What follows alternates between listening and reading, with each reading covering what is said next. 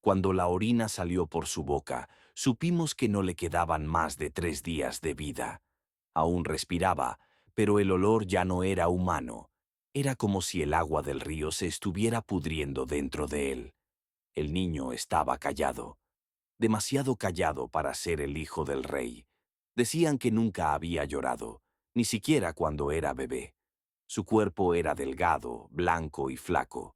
En todos los retratos oficiales aparecía con un cuello rígido que le cubría las clavículas salientes. Nadie sabía exactamente cuánto pesaba, pero el mayordomo mayor dijo una vez: se le podría llevar con una sola mano, como una vela, si no estuviera encendida. Nació entre la espada y la pared. Su madre murió inmediatamente después de dar a luz. Su padre, Ricardo III, estaba consolidando su poder en el trono y no quería hablar de su hijo hasta después de su coronación. La primera aparición pública del niño tuvo lugar en la Catedral de York, donde se situó junto a su padre, vestido con ropas finas bordadas, mirando al suelo todo el tiempo. Los sacerdotes dijeron más tarde que ni siquiera parpadeó durante la letanía. Todo cambió al final de su 16º año. Primero, aparecieron manchas amarillas en las almohadas. Un sirviente que lavaba la ropa de cama notó que olía a agua de pantano. Un día después, empezó a vomitar. Al tercer día, había sangre en la orina. Los médicos de la corte guardaron silencio. Entonces llamaron a un farmacéutico de Scunthorpe. Ordenó que le hicieran un lavado de estómago al niño y le recetó vinagre con hierbas. Pero esto le causó un dolor aún más intenso. El niño solo gritó una vez, cuando empezó a vomitar bilis mezclada con sangre. Después de eso, se quedó en silencio. Yacía mirando al techo, respirando con dificultad, como si cada respiración le saliera del hígado. El doctor Gerard Lang, que llegó de Durham, escribió más tarde: el hígado está agrandado, la piel tiene un tono terroso y la lengua está seca. La ictericia está avanzando. La orina es turbia y tiene sedimentos. Hay amargor en la boca y picazón en todo el cuerpo. Se sospecha envenenamiento por jugos biliosos pesados. El niño está consciente pero apático. Su habla es lenta, su mirada está nublada. Su estado es grave y solo reversible por la gracia de Dios. El informe al médico real señalaba: no reconoce el dolor, no responde a las preguntas. Periódicamente se lleva las manos al estómago, como si tuviera algo dentro. Su sudor huele a vinagre. Su piel se está volviendo más fina.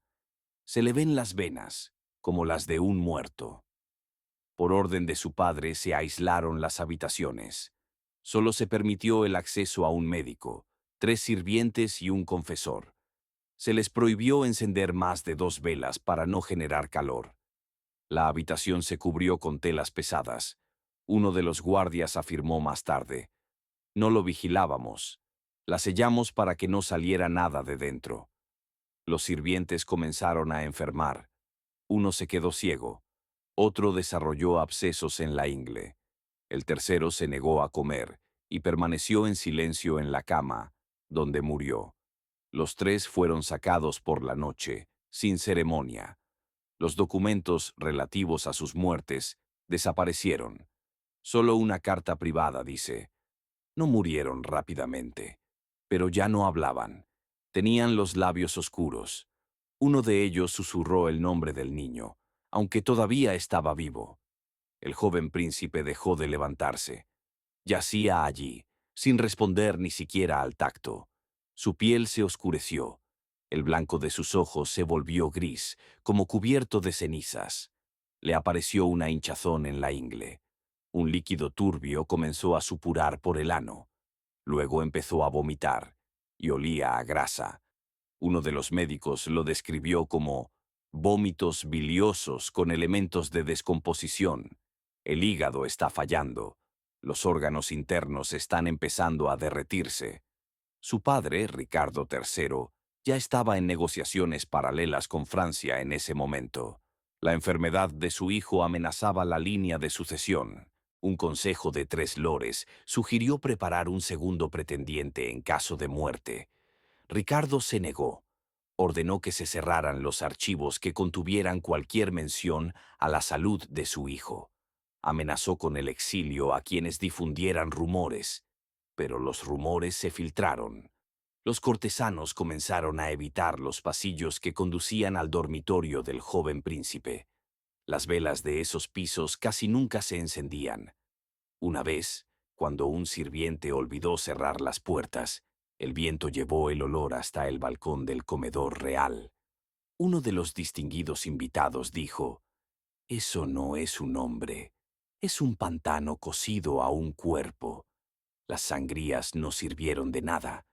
El ungüento de belladona que le untaban en las sienes le provocaba convulsiones. El intento de untarle el cuerpo con miel, sugerido por un herbolario del condado, le provocó abscesos. Las sanguijuelas se deslizaban por su piel como si no pudieran agarrarse. Por la noche el niño gemía, pero no como una persona viva, sino en silencio, solo con los labios. El sirviente escribió: «No dormía, esperaba, y se pudría».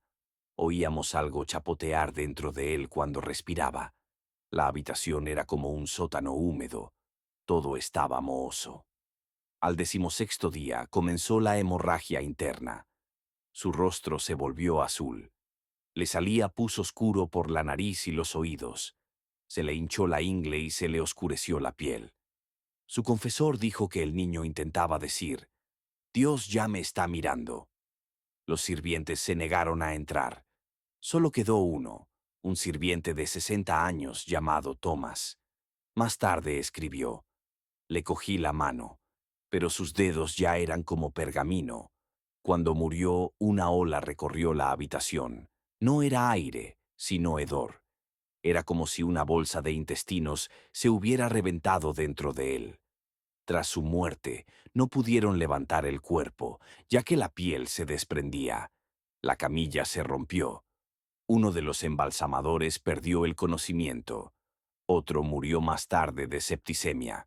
Hubo que sacar todo de la habitación: telas, muebles, utensilios, y quemarlo. La losa de piedra que había debajo de la cama fue arrancada y sustituida.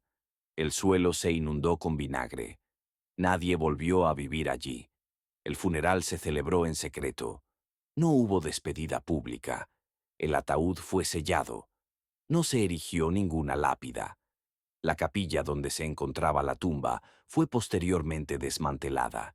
Se retiraron todas las imágenes del joven príncipe. Su nombre fue borrado de los árboles genealógicos, pero la desaparición del niño causó aún más temor que su enfermedad.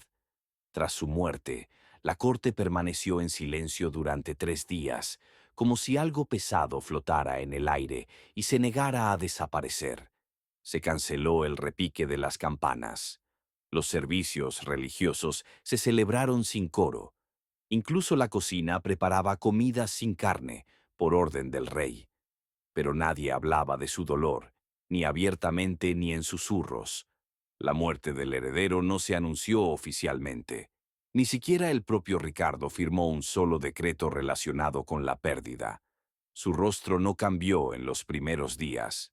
No lloró, no habló de su hijo, no entró en el ala donde aún perduraba su aroma. Al día siguiente del entierro del joven, 7 personas fueron despedidas de las cámaras reales: 3 sirvientes, 2 secretarios, un boticario y un joven cocinero. Oficialmente fueron despedidos por negligencia. En realidad fue por ser testigos. Se conservó una nota en las cartas del arzobispo de York: «La paz del soberano ha sido perturbada no solo por la muerte, sino también por lo que queda después de ella. El hedor no desaparece, ni siquiera de la memoria. Los cortesanos corretean como ratas. Cada uno de ellos teme ser la próxima víctima. La descomposición no se detuvo con el cuerpo. Comenzó a penetrar en el tejido del Estado. Los primeros rumores llegaron desde Londres, que el niño había sido envenenado por el propio rey, que su carne estaba maldita, que no había nacido de su esposa, sino de una monja, que no murió en su cama, sino encadenado, como un poseso.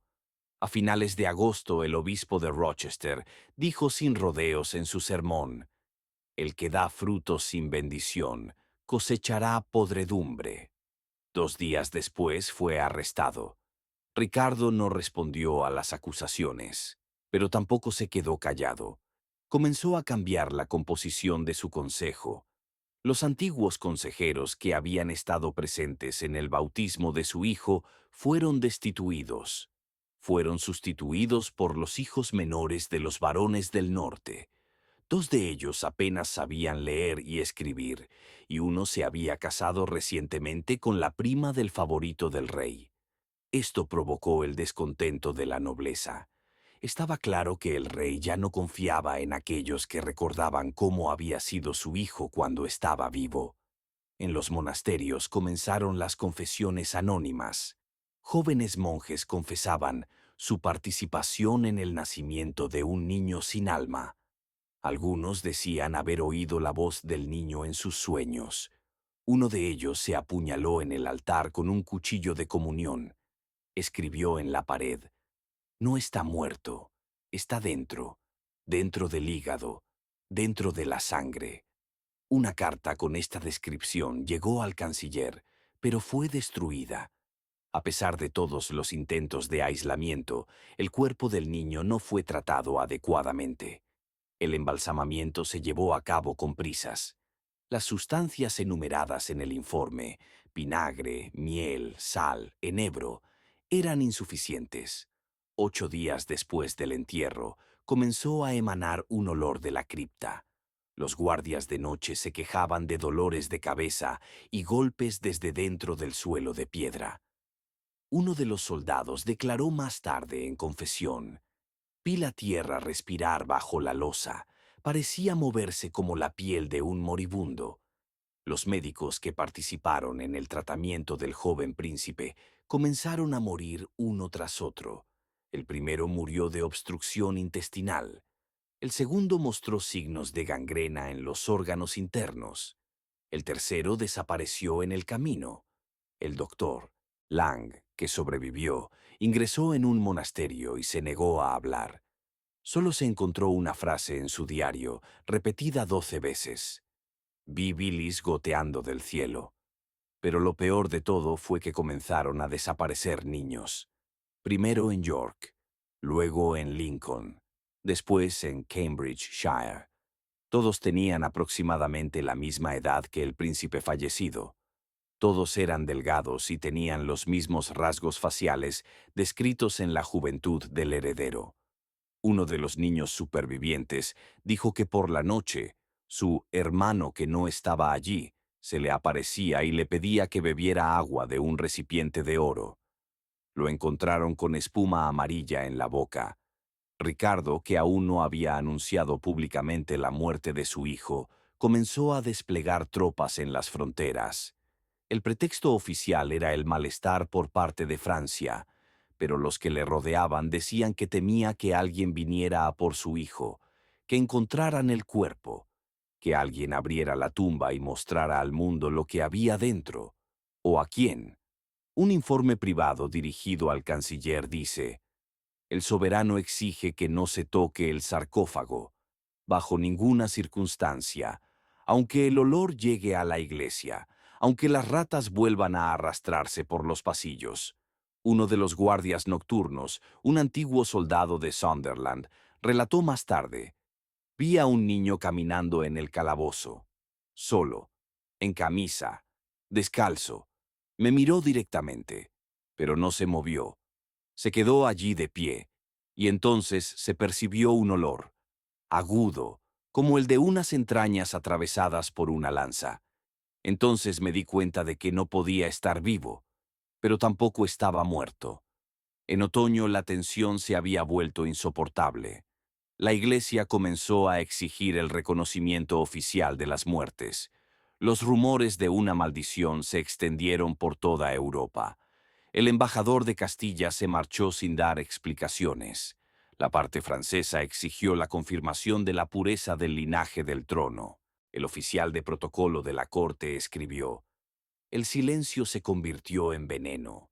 Se pudre más que el cuerpo. No hay palabras, solo gestos, pero todo el mundo lo sabe. Hay un olor, y es imposible ocultarlo. En octubre se produjo un incendio en el castillo. El alasur quedó reducida a cenizas. Allí se encontraban la ropa, los libros, los retratos y las pertenencias personales del príncipe. Nadie resultó herido, pero se tardó hasta la mañana siguiente en extinguir el fuego. No se intentó reconstruir el edificio. La piedra se había agrietado. La gente decía que el incendio no había sido obra de los hombres, sino de alguien que no debería haber vivido. El incendio del ala sur supuso un punto de inflexión. Por primera vez desde la enfermedad y la muerte del príncipe, el rey ordenó que se hablara abiertamente. No sobre él, sino sobre las consecuencias. Exigió un informe al alquimista de la corte, el monje Anselm, a quien se le había permitido ver el cadáver cuando se selló el ataúd. El monje no quería hablar. Rechazó la comida y permaneció en silencio hasta que le mostraron el anillo del príncipe, que le habían quitado del dedo hinchado antes del funeral. Entonces escribió su testimonio. La piel de su estómago estaba estirada como un tambor, pero no estaba rígida, sino blanda, como la piel de una ciruela demasiado madura. Cuando se abrió el ataúd, él no estaba dentro. Su rostro estaba allí, pero tenía la boca estirada y la mandíbula rota. Sus ojos estaban hundidos, pero no ciegos. Sus párpados se movían. Algo parecido a saliva oscura fluía de sus oídos, y el olor era cálido y carnoso, como las entrañas de un animal. Pusimos cobre a sus pies y se volvió negro en una hora. El documento original no se ha conservado. Se conserva una copia en un archivo cerrado de la biblioteca de Durham. El acceso a él está restringido. Sin embargo, hay una referencia al mismo en los registros de una investigación posterior iniciada tras la muerte del rey. En ese momento se estableció que el sarcófago, sellado por el maestro Hugh de Sheffield, había sido reabierto 3 meses después del entierro, de manera no oficial, sin sacerdotes, sin dejar constancia, sin notificarlo al consejo. El sirviente que ayudó a abrirlo desapareció posteriormente. Antes de hacerlo, se quejó de picores en la parte inferior del abdomen y de que sentía como si algo le rascara por dentro. Fue encontrado muerto junto a un arroyo. Su cuerpo presentaba úlceras del mismo color amarillo y con el mismo olor. Una anotación en el cuaderno privado del médico del monasterio decía: se detectó movimiento bajo la piel del muslo. La incisión provocó que saliera pus con burbujas. Dentro había larvas. Una de ellas tenía restos de dientes. Increíble. Tras estos acontecimientos, se prohibió por completo el acceso a la tumba. El suelo que conducía a ella se cubrió con cal. Los escalones se tapiaron con ladrillos. El nombre del príncipe fue eliminado para siempre del árbol genealógico. Pero esto no detuvo la decadencia. Richard quedó aislado. Dormía poco, hablaba en voz baja y solo comía alimentos preparados delante de él. No confiaba en nadie. Incluso la esposa del rey se quejó a su confesor de que se despertaba todas las noches gritando. Una vez se despertó y lo encontró mirándola y susurrando: «Tiene sus ojos». Después de eso, la llevaron a un convento para recibir tratamiento espiritual. Se produjo una división en el consejo. Los ancianos exigían explicaciones. Los miembros más jóvenes querían purificar el castillo. Uno de los obispos sugirió un exorcismo. Dos sugirieron trasladar el cuerpo a otra tierra. Uno sugirió quemarlo. Todas las propuestas fueron rechazadas. Ricardo prohibió incluso mencionar el nombre de su hijo bajo pena de muerte. Pero el nombre volvió. Aparecieron inscripciones en carbón en las paredes de las catedrales. No se ha ido. Su hígado se está pudriendo, pero respira. El niño está gimiendo. En una de las escuelas de Lincoln, los niños se negaron a estudiar, diciendo: Está de pie en la puerta. Los profesores encontraron sangre en los pupitres. En una iglesia de Bury, uno de los ministros vio una vela encendida sin llama en la tumba donde el príncipe había rezado de niño. Comenzó un movimiento interno contra el silencio. Varios cortesanos comenzaron a mantener correspondencia con los obispos de Francia. Aparecieron cartas en las que se interpretaba la muerte del heredero como un castigo por incesto, impiedad y orgullo. Una de las denuncias enviadas a Saint Albans contenía una acusación directa. El cuerpo se pudrió por dentro porque no fue bendecido, porque el rey rechazó a la iglesia, porque él mismo maldijo su propia sangre. Al mismo tiempo comenzaron las purificaciones rituales. Por decreto real se celebraron procesiones con cenizas y orina en las cercanías de York. Se obligó a la gente a verter vinagre sobre los muros del castillo. Se colocó a un tesorero en la puerta que pagaba a cada persona que leía salmos en dirección al sarcófago. Uno de los eruditos que vino de Bretaña escribió: vi a ancianos lavando la piedra como si fuera piel. Lloraban, pero no por el dolor, por el miedo. Sabían que era inútil. La piedra se estaba pudriendo, como el cuerpo que había debajo. No era una enfermedad, no era la descomposición, era la podredumbre viva de la fe. 6 meses después de la muerte del príncipe, estalló una revuelta en la Cancillería Real. Uno de los escribas se encerró en una habitación y quemó todos los documentos que mencionaban al príncipe. Después, bebió veneno. Antes de morir, logró escribir una frase en la pared. Él murió dentro, pero ahora nosotros estamos fuera. En la primavera del año siguiente, el rey Ricardo III abandonó el castillo por primera vez durante toda una semana.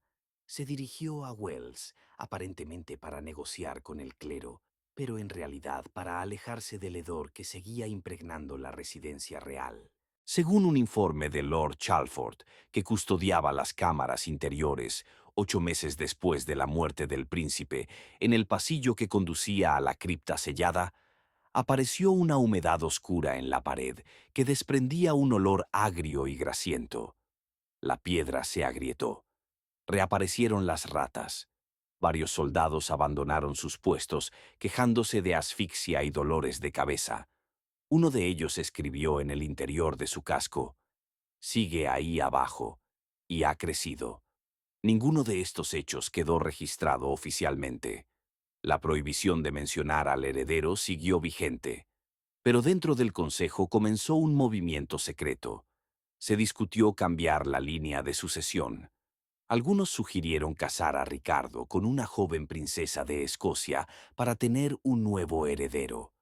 Otros sugirieron colocar en el trono al sobrino de su hermana.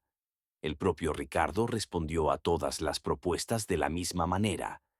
Ya hemos derramado sangre. No necesitamos más. A mediados del verano ocurrió un incidente que rompió el silencio incluso de los más leales. Durante un servicio en la capilla de Santa María, que había estado cerrada desde la muerte del príncipe, apareció una grieta en la cúpula sobre el altar. Goteaba agua. El sacerdote pensó que era humedad, pero cuando se abrió la grieta, encontraron una bolsa de materia orgánica en descomposición. Olía igual que las habitaciones del príncipe. Los médicos lo describieron como un coágulo de carne parcialmente momificado con pelo y un diente que no pertenecía a un adulto. El informe desapareció al día siguiente. El altar fue desmantelado. En esas mismas semanas murió el confesor personal del rey. Una semana antes de su muerte, pronunció una frase que más tarde fue registrada por uno de los novicios. Puedo oírlo respirar bajo el suelo. Es como el vientre del mundo. Si no lo abrimos, el mundo explotará. Fue entonces cuando Ricardo ordenó que se llenara el calabozo con plomo. Durante 3 noches, trabajadores silenciosos bajo la supervisión de guardias armados llenaron de plomo el pasadizo que conducía a la tumba. El plomo se fundió allí mismo. El trabajo se llevó a cabo con máscaras. 5 trabajadores murieron en poco tiempo. Uno de ellos se abrió el estómago antes de morir, según el informe, en un intento de extraer algo que consideraba extraño dentro de él. Después, los cadáveres no fueron enterrados, sino quemados sin ceremonia. Pero el aislamiento no detuvo el colapso político. Francia difundió el rumor de que el rey estaba maldito. El Papa se negó a mantener correspondencia con Ricardo, alegando circunstancias poco claras en torno a la herencia. Los embajadores del Sacro Imperio Romano Germánico abandonaron la corte. Uno de ellos dijo más tarde que el rey huele como un viejo pantano bajo un fresco. El sistema financiero se tambaleó. Los banqueros de Londres se negaron a prestar dinero sin un nuevo heredero. Comenzaron los disturbios en Yorkshire. Aparecieron muñecos de papel en las calles con inscripciones. Está vivo. Está bajo la piedra. Se está pudriendo y nosotros nos pudrimos con él. Los sirvientes abandonaron el castillo en masa. El ayuda de cámara que servía al propio rey presentó su dimisión, alegando como motivo los constantes susurros que provenían del suelo por la noche. Los monjes de Tintern se negaron a consagrar los muros del castillo. Uno de ellos, al tocar el muro oriental, gritó y perdió el conocimiento. Comenzó a sangrar profusamente por dentro. Murió ese mismo día. Ricardo ordenó que se retiraran todos los retratos de su hijo. Sus pertenencias personales debían ser quemadas. Las ventanas de su antigua habitación debían cerrarse. La puerta debía ser tapiada. Pero esa misma noche, el paje más joven fue encontrado en el pasillo frente a esa puerta. Estaba vivo, pero sin ojos. Tenía los dedos quemados y los labios ampollados. No podía hablar. En el suelo, debajo de él, había unas palabras escritas con un dedo carbonizado. «Quiere salir». A esto le siguió la última medida política. En octubre, Ricardo III firmó un decreto por el que transfería la herencia a su sobrino. Esta fue la primera y única vez que reconoció oficialmente la muerte de su hijo. El texto era el siguiente. En vista de la imposibilidad de continuar la línea de sucesión en línea directa, debido a la pérdida física y al juicio divino, la herencia de mi trono pasará en lo sucesivo a la rama legítima de la familia. 2 meses después de este decreto, Ricardo murió en la batalla de Bosworth. Su cuerpo no fue identificado durante mucho tiempo. Estaba mutilado, perforado y en estado de descomposición. Los testigos dijeron que murió con la boca abierta y que de ella brotaba un líquido negro, similar en olor al que se percibía en los sótanos. Tras la muerte del rey, la tumba del príncipe fue destruida. La cripta fue arrasada. El lugar fue consagrado por 5 obispos. El suelo fue cubierto de sal.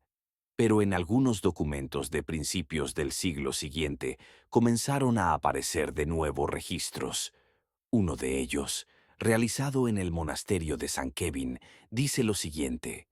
Cuando se abrió el suelo durante el servicio, salió vapor de la grieta. Olía a cadáver. No estaba muerto, no estaba vivo, pero era un cadáver que llevaba demasiado tiempo allí. Así terminó la historia del niño cuyo hígado se pudrió antes de que su nombre desapareciera.